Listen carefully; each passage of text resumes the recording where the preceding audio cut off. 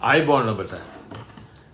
දැන් ඒ ඡන්දෙත් ඉවරයි. දැන් ඔබට පේනවා සජිත් ප්‍රේමදාස, කබීර් හෂිම්, තලතා අතුකොරල ඒ කට්ටියම දැන් කියන ආණ්ඩුව යන්න ඕන. ඒ වගේම දකින්න ඔබ ටිව්ලින් සිල්වා අර ඇබා උබාගනි කියන ටිව්ලින් සිල්වා ප්‍රකාශ කරන එහෙම කට්ටිය කොහොමද එකතු වෙලා ඉන්නේ කියලා. මම කතා කරන්නේ ඔබට කුරවැසි අයිතිය මහජන අයිතිය ඍජුව බලගන්වන නීතිවේදියෙක් හැටියට ඔය කිසි කෙනෙක් සත පහකට මායින් කරන්න නැති කෙනෙක් හැටියට විශේෂයෙන් මේ தත්ත්වයට අනුර කුමාර මුහුණ දුන්නේ ඇයි මාලිමාව. ඒක තමයි අංක 1. මට ලැජ්ජාත් හිතෙනවා දැන් මේගොල්ලන්ට කරගන්න දෙයක් නැහැ. එයාගේම බරපතල වැරද්ද කට වැරද්ද ගත්ත නිසා මම මේක ડોક્ટર හරිස්චන්ද්‍ර ගාම්භීරගෙන් ප්‍රශ්න කළා. ඇයි මෙහෙම වෙන්න හේතුව කියලා. මේ වගේ තත්ත්වයක් ඇති වෙන්න හේතුව කියලා. ඒකට ඇවිල්ලා තියෙන මේක ඇවිල්ලා එක්තරා විදියක ඩිසෝඩර් එකක්. narcissistic mental disorder. හරි ඒක දැන් මම ඒ ගැන වෙනම ඒක ડોක්ටර්ගෙන් හරියට report එක ආවම මම ඒක දානවා. මෙයාට තියෙන ඇත්තටම ලෙඩක් තියෙනවා අනුර කුමාර දිසානායකට. ඒක තමයි මෙහෙම කිසිම ලැජ්ජාවක් බවක් නැතුව රටේ ජනතාවට බොරු කියන්නේ. දැන් අර ඉන්දියන් ඇග්‍රීමන්ට් 7 ගැන කියන නෑ අපි එහෙම දෙයක් අස්සම් කළා නෑ. මෙයා දන්නේ නෑ මොනවද කරන්න කියලා. කනගාටුත් වෙනවා. නමුත් මේ ටික පොඩ්ඩක් අහන්න. දැන් මේ ඡන්ද ප්‍රතිඵලයක් හැටියට මම ඔබට කිව්වා නීතිඥ සංගමේ විධායක කියන්නේ සභාපති තෝරගෙන රැස්වීමේදී මම නීතිඥයෙක් කිව්වා කිසිම ඡන්දයක් දෙන්න එපා මේ කට්ටියම ඇවිල්ලා එක්තරා විදියක මංකොල්ලකාරයෝ ටිකක් තමයි. ඒ කියන්නේ මේ කට්ටිය කවදාකවත් ඒක මාෆියා එකක් ඡන්ද දෙන්න එපා කියලා මං හිතන්නේ දැන් ওই සභාපතිට පත් වෙච්ච මිනිස්සයාට 116යිද කොහොමද ඡන්ද හම්බුනේ. ඒක මේ ලංකාවේ දූෂණය කියන දේ පැතිරෙලා ඉවරයි. දේශපාලන පක්ෂ අතර පමණක් නෙමෙයි රාජ්‍ය පාලනයේ පමණක් නෙමෙයි නීති ශාස්ත්‍රයේ ගන්න දෙයක් නැහැ. දැන් කොහොම හරි ඡන්දයෙන් හම්බ වුණේ ඔබට මතක ඇති පාර්ලිමේන්තු මැතිවරණයේ ලක්ෂ 68ක් ආවා. දැන් මේ පාර හම්බුනේ මේ පළාත් පාලන මැතිවරණයේ ඡන්ද ලක්ෂ 20ක් අඩු වුණා මාස 6ට. ඡන්ද ලක්ෂ 48යි. කවුද ඒකට වග කියන්න ඕන? දැන් මගේ බ්‍රිතාන්‍ය බිරිඳටත් ටෙලිෆෝන් කරලා වයිෆ්ටත් කෝල් කරලා මේ කියන අනේ නාගානන්ද මහත්තයාට කියන්න නවත්තන්න කියලා මේ. මෙහෙමයි. නාගානන්ද එහෙම නවත්තන්න බෑ. අනුර කුමාරට තියෙන වගකීමක් බැරි නම් දමල ගහලා යන්න ඕනේ පුළුවන් කෙනෙකුට දීලා මම මේ කතා කරන්නේ මේ අනිත් පක්ෂ වලට දෙන්න කියන එක නෙමෙයි බොරුව වංචාව ඉස්සලම නවත්තන්න ඕනේ. මම මෙතන ඉඳලා කියන්නම්කෝ එයාගේ කතාව හරි දේ කරනවා නම් මම කිව්ව නාගානන්දගේ සහයෝගය 100ට 200ක් හම්බ වෙනවා කියලා. නමුත් එහෙම දෙයක් පේන්නේ නැහැ. කොළඹ නගර සභාවේ පවා මම බැලුවා එකේ ගණන් හදලා බැලුවා කොහොමද වෙලා තියෙන්නේ කියලා. ඡන්ද 51ක් හම්බ වෙනවා සමාජිකයෝ SJB UNP පොහොට්ටුව අනිත් එක මුස්ලිම් කොංග්‍රස්. දැන් මේකෙන් කළ මේ කරපු ගොන් රාජ්‍යපාලනයෙන් අනුර කුමාර දිසානායකගෙන් අද කලා ප්‍රකාශයක් කළා කවුද සජිත් ප්‍රේමදාස දැන් ජනතාව අපිට බල කරලා තියෙනවා එකතු වෙන්න කියලා දැන් අපි එකතු වෙනවා කියලා. කවුද මේ 13ක් හම්බුනේ UNP එකට අමතක කරන්න එපා. එතකොට SJB එකට 29යි පොහොට්ටුවට 5යි මුස්ලිම් කොංග්‍රසයට 5යි 51යි. අන්තිමට මාලිමාව එතනත් ෆේල්. කොහොම හරි දිනාගත්ත පළාත් පාලන මැතිවරණයේ ආසන 90%ක්වත් පළාත් පාලන ආයතනවල රාජ්‍ය බලය හම්බ වෙන්නේ පාලන බලය මාලිමාවට හම්බ වෙන්නේ ඒවට කාටවත් මේ නාගානන්දට දොස් කියලා වැඩක් නැහැ. තනිකර වගකීම මාලිමාවේ නායක අනුර කුමාර දිසානායක බාර ගන්න ඕනේ රටේ මහ ජනතාව. දැන් එයාගේ ස්ටේට්මන්ට් එකක් තිබුණා ඡන්දද I have the confidence of the people in this country. රටේ ජනතාවගේ විශ්වාසය තියෙනවා. දැන් ජනතාවගේ විශ්වාසය තමයි පෙන්වුවේ මාස 6ක් ඇතුළත ලක්ෂ 20ක් ජනතාව ඌව ප්‍රතික්ෂේප කළා. තව ඉස්සරහට වෙන්න දේවල් ගොඩක් තියෙනවා. මම ඒ ටිකත් කියන්න. ඒකෙදි තවත් කඩම් වැටෙනවා දැන්වත්. මෙන්න මේ ටික නොකළොත්. මොකද දැන් මේ හදන්නේ මේ විපක්ෂය. මේ හිතන්න එපා කවදාවත් මේ පෞද්ගලික ජනාධිපති මැතිවරණයේදී කාටද නාගානන්ද ඡන්දය දුන්නේ? කාටද දුන්නේ? අර මහාචාර්ය ලලිත් සිල්වා ඉල්ලුවා යෝජිත ජනසමත ජනරජ ව්‍යවස්ථාව මම අරන් යන්න කියලා මම එයාට දුන්නා. ඒ අනුව මම දන්නවා එයාට ඡන්ද 1000ක්වත් හම්බෙන්නේ නැහැ කියලා. නමුත් මම ඔහුට ඡන්දය දුන්නා. ඒ ඡන්දය අහක කියලා මම දන්නා. ඒක තමයි දෙවනි මනාපේ අනුර කුමාර දිසානායකට දුන්නේ. මගේ අවට ඉන්න මගේ නෑදෑ හිතවතු මේ අවට මේ ගෙවල් පහක් තියෙනවා. එක්කෙනෙක්වත් මේ පාර ඡන්දය දැම්මේ නැහැ. හේතුව ඇවිල්ලා වග කියන්න ඕන අනුර කුමාර දිසානායක මේ ලක්ෂ 20ක් අහිමි වුණේ මේ තියෙන රටේ ජනතාව රැවටීමට. ඒකට වගකීමක බොරුව වංචාව ඒවත් එක්ක කරන්න බෑ. හැමදාම මේ කරන්න බෑ. මේ කතාව අහලවත් මාලිමාවේ විධායක සභාව මේක අහලවත් හැදෙන්න ඕනි ජනතාව මකලා දාන්න ඉස්සෙල්ලා. දැන් මේකේ කියන්න තියෙන ඉස්සරහට කතාව තමයි තව ඉස්සරහට එනවා දිනයක් කියන්නම් එනවා ඔක්තෝබර් මාසෙ 30 මේ අවුරුද්දේ ඒක ඇවිල්ලා ඔබ දන්නවා අර BMW නඩුව බිලියන 16 නඩුව මේ නාගානන්දත් එක්ක තියෙන පුද්ගලික තරහට අනුර කුමාර එක රිකවර් කරන්නේ නැහැ මිලියන 16000ක් බිලියන 16ක් ඒක මේ රටේ මහ ජනතාවගේ බදු මුදල් වංචා කළේ මම ඔබට කිව්වා ජනාධිපති නීතිඥයෝ 5 දෙනෙක් එක්ක තරඟ කළා තමයි මේ නඩුවේ මේ තීන්දුව රටට අරන් දුන්නේ. නමුත් ඒකේ අන්තිමට මොනවද දුන්නේ? දැන් ඒ තීන්දුව අධ්‍යක්ෂක ජනරාල්ටයි නීතිපතිටයි වගකීමක් තියෙනවා ඒක එක්සිකියුට් කරන්න. නමුත් ඒකෙන් ජනතාවට වාසිය දෙන්නේ නැහැ. ඒකේ මට ඇති දෙයක් නැහැ. ඒක මහ ජනතාවගේ අයිතිය. මම ජර්මන් BMW කම්පැනි එකෙන් ඔක්කොම ඩොකියුමන්ට්ස් අරගෙන තමයි මේ නඩුව ඒ විදිහට අවසන් කළේ. නමුත් ඒකවත් කළේ නැහැ. නම් ඒක මම ඒක කියනවා. ඒ වගේම දැන් ටිල්වින් සිල්වා ඒකට සමාන කරන්න. ටිල්වින් සිල්වා නෙවෙයි කවුද හඳුන්නේ නැති. බිලියන 16ට බිලියන 16 කියලා බොරු සීනි නඩුවක් දැම්මා. සත්‍ය සම්පූර්ණ බොරුවක් ඒක කළේ. ඒක ඒ නඩුවේ දැන් එනවා ඊළඟට ඔක්තෝබර් මාසෙ 30 මම ඔබට අද කියනවා මේක ලියලා තියාගන්න. ඒක තන්නේ කර මේ අනුර කුමාර රටේ ජනතාව වංචා කරන්න කරපු බොරු නඩුවක් අපිත් නඩුවක් දැම්මා බිලියන් 16ක නඩුවක් සීනි වංචාවක් කියලා තන්නේ කර වංචාවක්. ඒ නඩුව තීන්දුව මම අද ඔබට කියනවා මාලිමාවේ නඩුව අල්ලලා විසි කරනවා. අර රනිල් වික්‍රමසිංහට විධායක ජනාධිපති බලතල දෙන්න ගෙන ආපු නඩුව වගේ තමයි. ඒක නිසා ඒකින්ද අපි දැන් මේ අවස්ථාවේදී අපේක්ෂා කරන්නේ මාලිමාවේ වෙන කිසිම දෙයක් නෙමෙයි ඔවුන්ගේ අපා කියන මෙන්න මේ ටික. අවධාරණය කරන මේක අනුර කුමාර දිසානායක ලියලා තියාගත්තට කමන්නේ.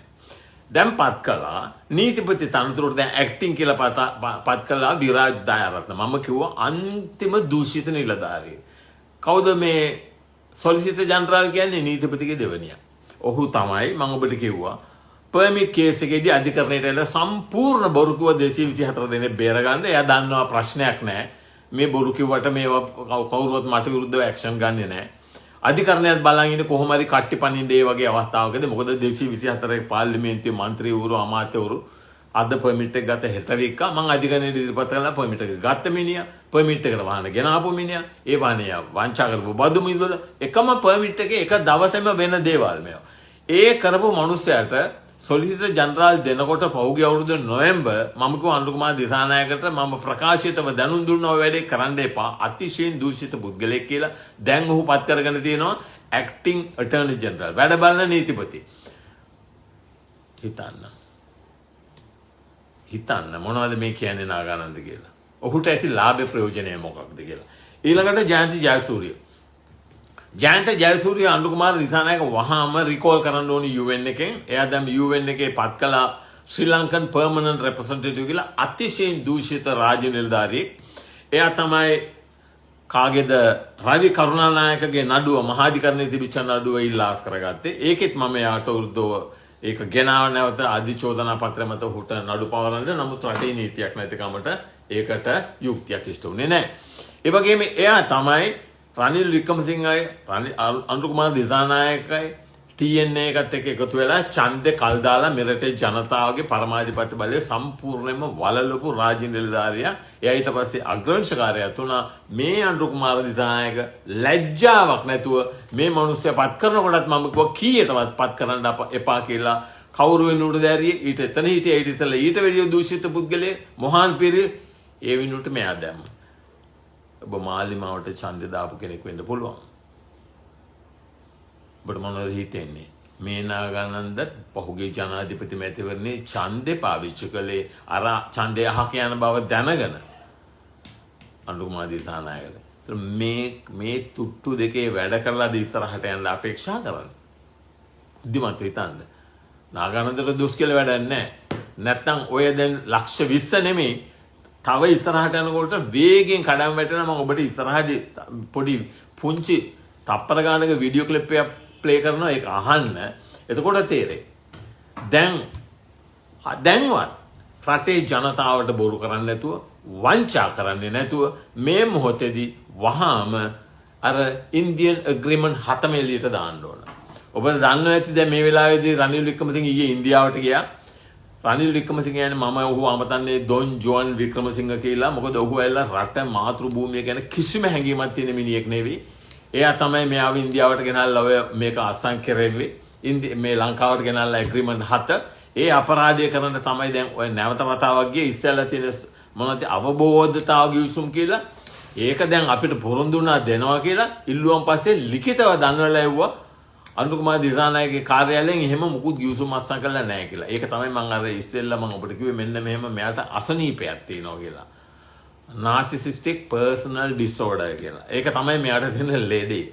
ඒක තමයි මෙහෙම ලැජ්ජාවක් නැතුව බොරු කියන්නේ. මමත් මෙතෙක් කල් යම් විශ්වාසයක් තිබුණා දැන් නම් බිඳුවයි. දැන් ජනතාවත් ඒක තමයි එහෙම කළේ. ඊළඟට ඒකම මම දැක්කා ඊයේ කියනවා සුදත්ත තිලකසිරි කාටද බැනගෙන යනවා මහින්ද රාජපක්ෂගේ පුතාට උඹ මොකෙද්ද බං උඹ ජාතික ලැහිස්තුවෙන් ආවේ මේ කාටද මේ නාමල් රාජපක්ෂට.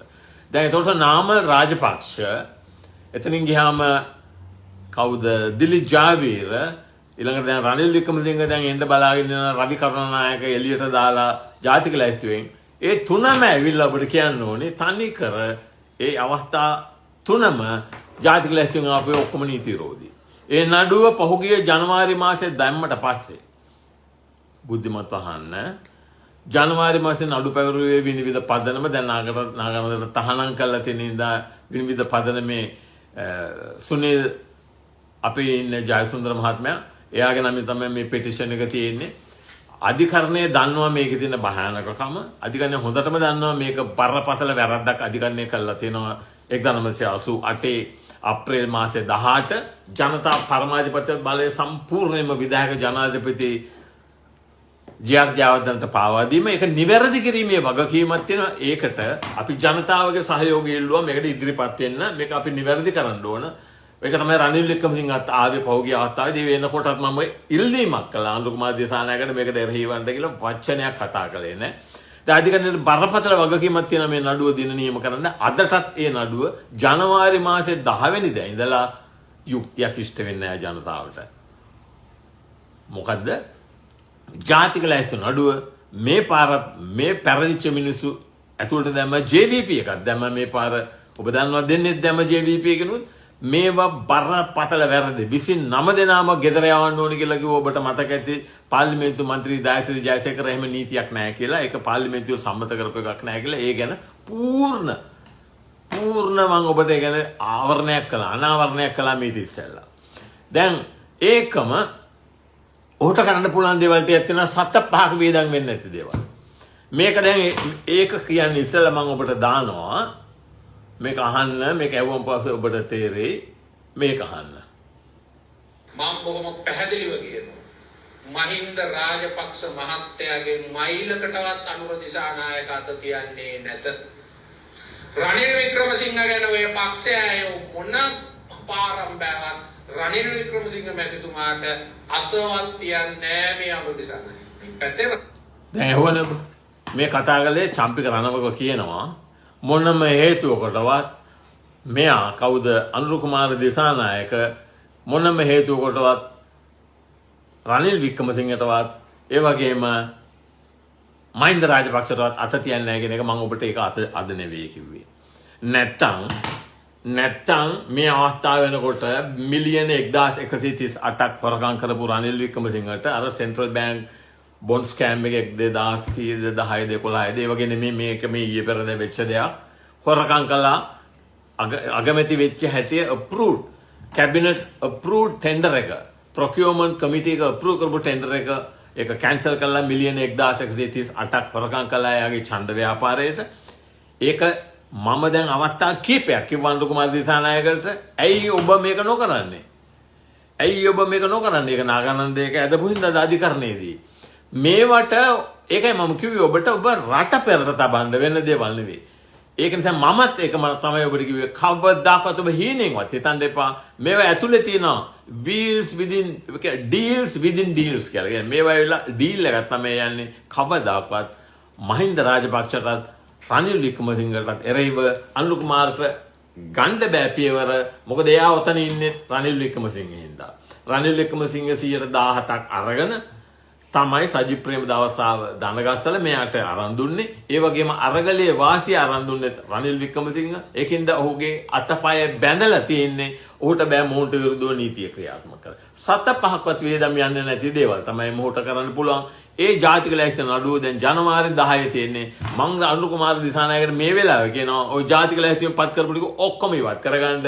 ඒ ඉවත් කරගත්තත් 3-2 තියෙනවා. 3-2 කියන්නේ 196 පාර්ලිමේන්තු මන්ත්‍රීවරු. එතකොට අවශ්‍ය කරන්නේ 131යි. නමුත් ඔවුන්ට තියෙන ඒත් 145ක් විතර තියෙනවා. ඒකෙන්ද ඒක කරන්නත් බැරි නම් ඔහොම ගියාවේ. අපි බලමු මොකද වෙන්නේ කියලා. අනිත් එක රෝම් ස්ටැටියුට් එක ගැන මම ඔබට කිව්වා. දැන් ඔය කියපු දේ දැන් ඔහු කිව්වා. දැන් මොවුන්ම ගෙනල්ලා බටලන්ද මේ කතාවක් ගෙනල්ලා පාර්ලිමේන්තුව දෙවනත් කළා.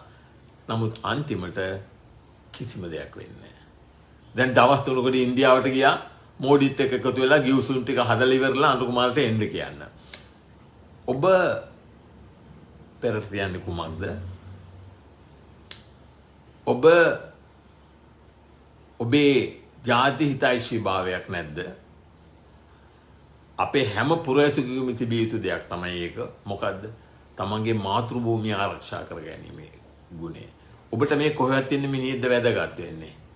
මොහුට ඒ ගුණය නැත්නම් ඇයි එයාට බැරි යෝජිත ජනසම්මත ජනරජ ව්‍යවස්ථාව යෝජනා කරලා ඒකේ තියෙන රෝම් ස්ටැටියුට් එක ඔබ ඒ ව්‍යවස්ථාව ඡන්දයෙන් සම්මත කරපු ක්ෂණයකින් රෝම් ස්ටැටියුට් එක රටේ නීතිය වෙනවා.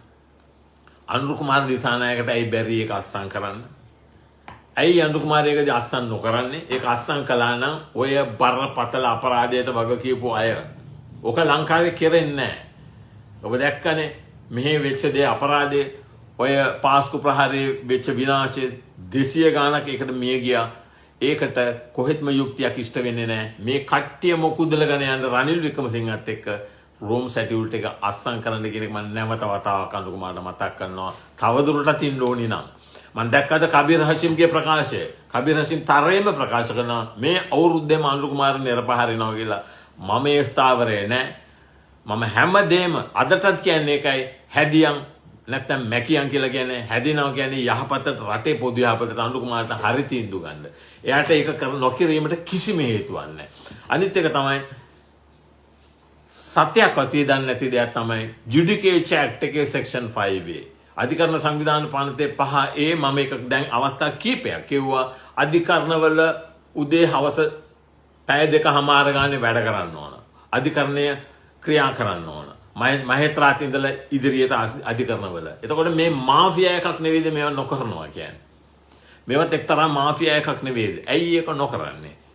ඇයි ඒකට අධිකරණ අමාත්‍යවරයෙක් ඉන්නවනේ. ඇයි එයාට මම දැන් අදද කිව්වේ මේක? ඇයි ඒක කරගන්න බැරි? මිනිස්සු උදේ එනවා උසාවියට.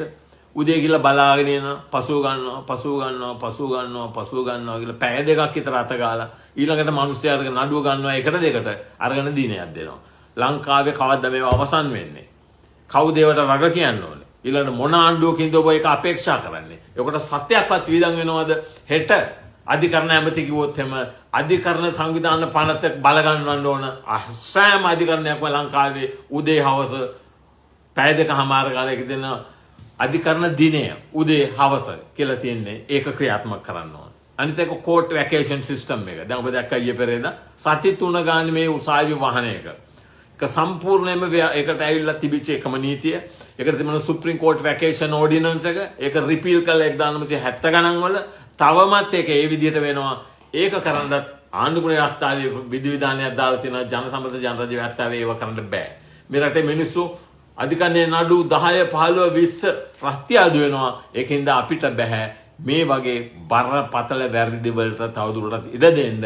ඒකත් ව්‍යවස්ථාවේ ඇතුල් කරපු ප්‍රතිපාදනයක් තමයි ඒක අවලංගු කරලා දාන්නේ. ඒව ඇවිල්ලා ටිකක් භයානක වැඩ. මොකද මේ තීන්දුව ගන්න දැඩි ඒක ගන්න ලොකු චැලෙන්ජ් එකක්.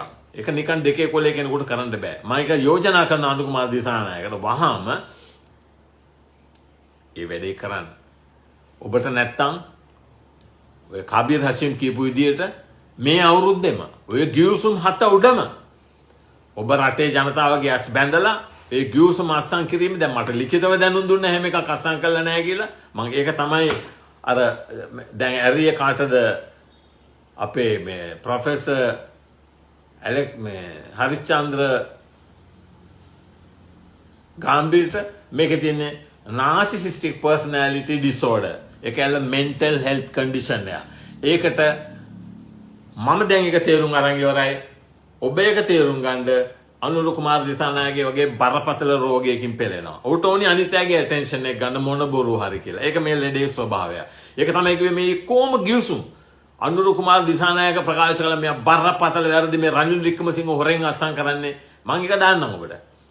මේක වහාම එයාට කොහෙද තියෙන්නේ? ඒකට මැන්ඩේට් එකක් තියෙන්නේ කොහොමද? මේක රටේ ජනතාව දැනගන්න ඕන. රට පාවා දෙන්න බෑ. රටේ එයා කතා කළා මොනවද? ටෙරිටෝරියල් ඉන්ටෙග්‍රිටි එක. ජනරජයේ භෞමික අඛණ්ඩතාවය. ඊළඟට sovereignty in the people. ජනතා පරමාධිපත්‍ය බලය. ඊළඟට sovereignty, territorial integrity and unitary state. මේක ඒකීය රාජ්‍යයක්. ඒක දැන් තමිල් මොකද්ද ගාඩියන් එකෙන් උත්සාහ කරන ඒ මාධ්‍ය තියෙනවා LTT එකේ ඒ අරමුණට ඕන් දැන් යනවා කියලා. ඒකට දැන් ප්‍රභාකරන්ගේ ස්ටැචු තඹවලින්ද කොහෙද යාපනයේ හදනවා කියලා. මේවා අනුර කුමාර දිසානායක කොහෙද යන්නේ මේ? හිතන්න. එතකොට දැන් මාස 6න් ලක්ෂ 20ක් කැපුණා නම් අවුරුද්දක් යනකොට කොහේ යයිද? ඇයි රටේ ජනතාවට බොරු කියන්නේ? අදටත් බොරුව. තිල්වින්සිල්ල තවත් බොරු කියනවා. ලැජ්ජ නැහැ බිඳක්වත්. දැන් ගත්ත ඡන්දවලින් පළාත් පාලන ආයතන වලින් භාගයකට වැඩිය ඔයගොල්ලන්ට බලය නැහැ. වැදගත් මේක කොළඹ නගර සභාවත් අහිමි වුණා. දැන් ඒවා මේ වගේ පාඩමක් ඉගෙන ගත්තේ නැත්නම් අනුර කුමාර දිසානායක මේ දැන් කරපු ප්‍රකාශයෙන් මම මහජන අයිතිය බලගන්වන ක්‍රියාකාරී නීතිවිදියේ කැටියට මම කළේ ඔහුගේම පොදු යහපතට. ඒක තමයි රටේ ජනතාවට කිව්වේ ඡන්ද දාන්න යන්න එපා. මම එදා ඡන්ද කොලේ අල්ලලා ඉරලා විසකලේ මේ වගේ වංචාකාරීන්ට. මට ලැජ්ජයි මගේ මේ පහුගිය ජනාධිපති මැතිවරණයේදී මොහොත ඡන්දය ප්‍රකාශ කළාට. දෙවන මනාපේ කිව්වට ඒක පළවෙනි මනාපේ තමයි. මොකද මං කියව පළවෙනි මනාපේ දුන්න මිනිස්සුන්ට ඡන්ද 1000ක්වත් හම්බෙන්නේ නැත කියලා. දැන් ඒ කිව්වම ජනතාව කිව්වා මම කිසි කෙනෙක් පිළිගන්න එපා. ඒ ඡන්ද ගිහිල්ලා දැම්මේ නැහැ පොහොට්ටුවටවත්. ඒ ලක්ෂ 20 ගිහිල්ලා දැම්මේ නැහැ එක්සත් ජාතික පක්ෂයටවත්. ඒ වගේම ඒකල්ලෝ ගිහිල්ලා දැම්මේ නැහැ කැලණි නායකටවත්. ඒ වගේම මේක දැම්මේ නැහැ ගෑස් සිලින්ඩරේටවත්. ඒවා ජනතාව දැඩි පිළිකුලෙන් තමයි මේ රාජ්‍ය පාලනය තරේ හෙලා දැක්කේ. නැවත මම chance එකක් දෙනවා අනුර කුමාර දිසානායකට. මගේ ගෙදරට ලන්ඩන් වලට ටෙලිෆෝන් කරලා එක එක්කෙනාලව කතා කරන එක නෙවෙයි. ඔහුගේ යුතුයකම හා වගකීම වෙන්නේ වහාම නිවැරදි මාර්ගයට එන්න. අර ළමයන් නිදහස් කරන්න 7-5ක් වේදම් වෙනවද? කෙලි ෆ්‍රේසර් ඇය වෙනුවෙන් ජනාධිපති මාන්දරයේ හමුවේ ඇවිල්ලා අර ડોક્ટર ඥානසේන විජේසේකර ඔහු ඇවිල්ලා සත්‍යක්‍රියාවක් කළා. ඔහු non violent protest එකක් කළා එතන. ඔහු කිව්වේ fast unto death එකක්. ඒ කිව්වේ ඒකෙදී ඉල්ලීමක් කළා වහාම ඇයව නිදහස් කරන්න. මොනවද අනුර කුමාර කළේ? එයාගේ සෙක්‍රටරි මොකද කළේ?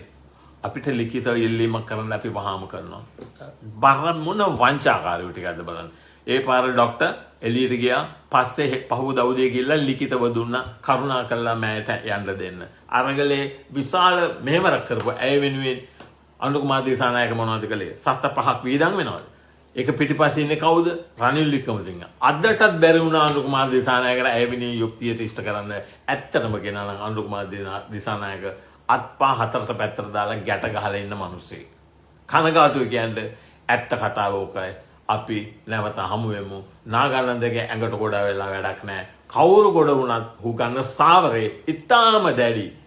ඌට රනිල් වික්‍රමසිංහගේ 7-5ක වැඩක් නැහැ. ඒ වගේම සජිත් ප්‍රේමදාස ඔබට මතක ඇති. ඔහු ගිහලා අනුර කුමාර දිසානායකත් එක්ක ගෝඨාභය ඇමරිකන් පාස්පෝර්ට් එකක් තියාන ඇවිල්ලා නාම යෝජනා දෙනකොට ගිහිල්ලා කාගේද මහින්ද දේශප්‍රියගේ පුටුයට රිංගනකොට මම ඒ දෙන්න ගැන කරපු ප්‍රකාශය සජිත් ප්‍රේමදාස අනුර කුමාර දිසානායක. ඒ වගේම රනිල් වික්‍රමසිංහ මිලියන 1138ක් වලකම් කරපු මිනිහෙක්. මහින්ද රාජපක්ෂ ඒ කරපු අපරාධ වලට කවදාකවත් යුක්තියක් ඉෂ්ට වෙන්නේ නැහැ. ඔබ මාතෘභූමිය පෙරට තබා රටේ නීති ආධිපත්‍ය වෙනුවෙන් ඔක්කොටම කලින් සියලු දෙනාටම equality and equal protection of law applicable to any person in this country. ජනාධිපතිගේ සිට පහළට ඒ බල ගන්නට තියෙන එකම ක්‍රමවේදය තමයි ජනතාව ඍජුවම සම්මත කරන ආණ්ඩුක්‍රම ව්‍යවස්ථාව නැතුව කවදාකවත් මොවුන් අධිකරණය නිදහස් කරන්නේ නැහැ. මම ඒකයි කිව්වේ අර කිව්වේ නිශ්ශංක බන්දුල කරුණාරත්න විනිශ්චයකාරවරයාව දැන් මේ බලෙන් ගෙදර තියලා තියෙනවා. කවුද ඒ කරන්නේ? මාලිමාව. ඔහුට කිව්ව උඹ ගෙදර ඵලයන්. දැන් ඔහු මාස ගාණක් වැඩට ආවේ නැහැ. අභියාචනාධිකරණයේ සභාපති විනිශ්චයකාරවරයා නිශ්ශංක බන්දුල කරුණාරත්න ඔහුට විරුද්ධව චෝදනාවක් තිබ්බ ඔබට මතක ඇති. මොකක්ද අර ක්‍රිකට් බෝඩ් එකේ අතුරු තහනම් නියෝගයක් දුන්නා. ඒකට තමයි ඔහුට ආවේ ලොකුම චෝදනාව. ඒක එහෙමනම් චෝදනාව ගේන්න ඕනේ. ඕන් කිව්වේ අපි 113ක් අස්සම් කරලා දෙන්නේ. බාවොත් ඔබ ගෙදර ආරනවා. ඉතින් ඒකනේ කරන්න තිබුණේ. කෙලින්ම ඉම්පීච්මන්ට් මෝෂන් එකක් ගෙනල්ලා ඔහුට විරුද්ධව ක්‍රියා කරන්න ඕන. දැන් කියනවා ඔබ ගෙදර ඵලයන්. ඊට පස්සේ උඹට රජයේ වියදමෙන් අපි උඹට පෙන්ෂන් එකක් දෙනවා. මොනවද ඒ කැත වැඩ? එතකොට BMW නඩුවේ BMW නඩුවේ මේ නාගානන්දට දැනුම් නොදී ඒ වගේම රේගු අධ්‍යක්ෂකවරයාට දැනුම් නොදී හොරෙන් ගිහිල්ලා අභියාචනාධිකරණයෙන් ගත්ත අදුරු තහනම් නියෝගයක් රේගු පරීක්ෂණයේ සම්පූර්ණයෙන්ම අත්හිටවන්න මොකද්ද ගත්ත පියවරේ විනිශ්චයකාරවරයාට රේව මාලිමාව දන්නේ නැද්ද ඒවා? එහෙනම් මේ රටේ නීති ආධිපත්‍ය ස්වාධීන අධිකරණය කියන එක බිඳුවයි. අගන්ද ඍජුවම කියන එක නිසා රටේ සෑම පුරවැසියෙකුටම කියනවා කිසිම දේශපාලන පක්ෂයකට ප්‍රමුඛත්වයක් දෙන්න එපා. මාතෘභූමිය පෙරට දාන්න නිදහස් අධිකරණයක් වෙනුවෙන් පෙනී සිටින්න නීතියේ ආධිපත්‍ය සැමට සමානව ක්‍රියාත්මක කරන වැඩපිළිවෙලක් වෙනුවෙන් අපි එකට නැගී සිටිමු.